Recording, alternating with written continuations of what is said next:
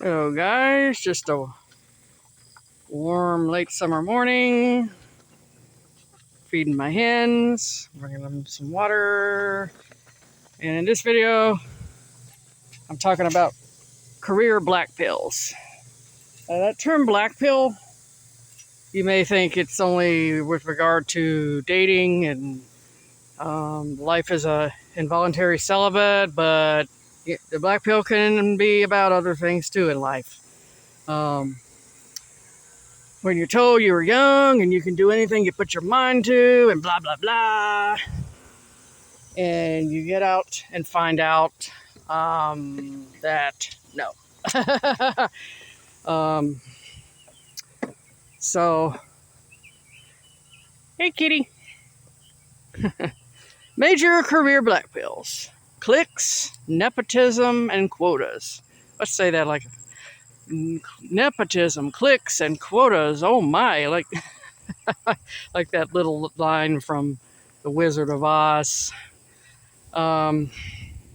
Cliques. I know you heard me talk about cliques. Nepotism. Nepotism is basically, you probably know a little bit about this already, but it's pretty much when people show preferential treatment from hiring their relatives and shut out other qualified candidates. I think if you're talking about somebody, a father and son business or something like that, I don't think that's not exactly nepotism. That's just kind of a normal order of things. I'm talking about companies where there's favorable treatment towards brothers, sisters, cousins, all that. Try to get some eggs out of here. So, cliques. I don't really know this totally. Cliques mostly applies to the social settings. There's something called the Good Old Boy Network or the Good Old Boys Club. This is not no eggs today. Okay, all right. This kind of applies. This is not, I mean, you've ever heard feminists back in the 60s talking about the old boys club. They couldn't get a place because in the workforce because of the old boys club. This is not the same thing. The Good Old Boy Network is kind of, I guess it's like a group of men who've been friends since childhood, and it's kind of like a fraternity in a way. So 5 or 6 guys that grew up together, remember they lived on the same street, went to the same school, and they help each other out when it comes to things like jobs and getting ahead. And you can be shut out too because you're not in that network. Okay, and what's that third thing I mentioned? I forgot what it was. Quotas, hiring quotas. I'm not going to go into detail about quotas, who they benefit. I mean, you can research this for yourself, but there are people who get hired because so a company can meet a quota.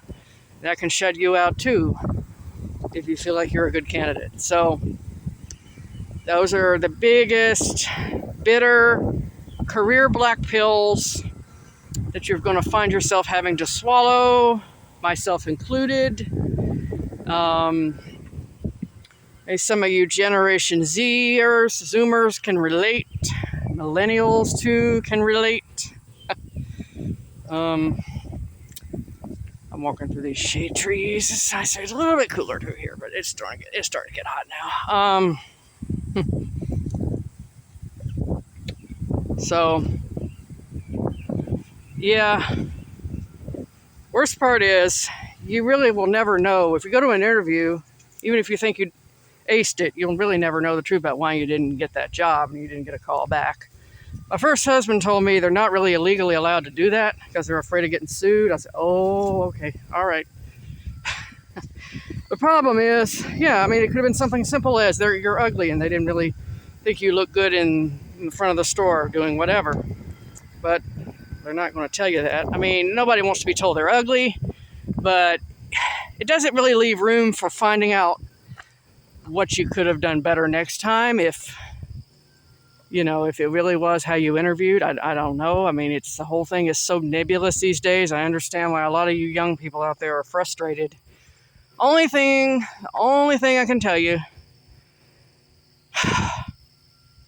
is to get ahead career-wise, you got to be social maxing from an early age.